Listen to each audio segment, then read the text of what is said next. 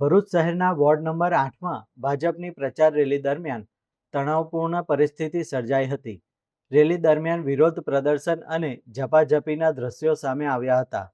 રેલીમાં સામેલ ભાજપના ઉમેદવારો અને વિરોધ કરતા લોકો વચ્ચે અથડામણ થઈ હતી, જેના કારણે થોડીવાર માટે પરિસ્થિતિ તંગ બની ગઈ હતી. ઘટનાના કેટલાક વિડીયો અને ફોટા સોશિયલ મીડિયા પર વાયરલ થયા હતા. આ મામલે ભાજપના ઉમેદવાર ધનજી ગોહિલે ગંભીર આક્ષેપો કરતા જણાવ્યું કે વિરોધ સ્થાનિક નહોતો, પરંતુ અમદાવાદથી મહિલાઓને લાવીને વિરોધ કરાવવામાં આવ્યો હતો. તેમના કહેવા મુજબ કેટલાક ગુનેગાર તત્વો અને તડીપાર વ્યક્તિઓને પણ લાવવામાં આવ્યા હોવાની શંકા વ્યક્ત કરવામાં આવી છે.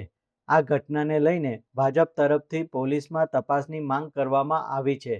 આ ઘટનાને કારણે સ્થાનિક રાજકીય માહોલ ગરમાયો છે.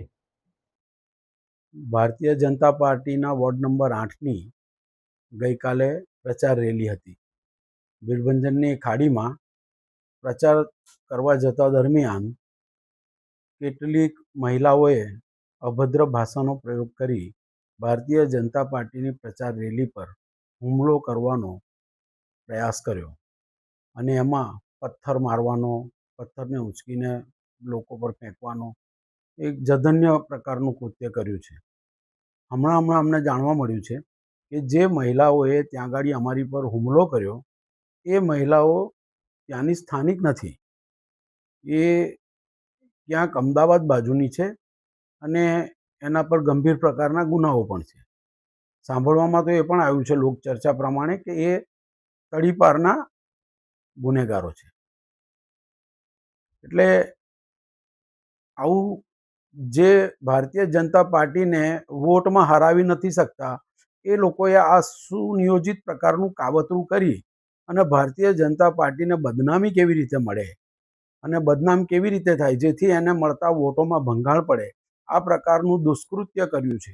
અને જે લોકોએ આ પ્રકારની દુષ્પ્રેરણા આપી છે તે લોકો ભારતીય જનતા પાર્ટીને વોટિંગથી હરાવી નથી શકતા એ પ્રકારના તત્વો છે.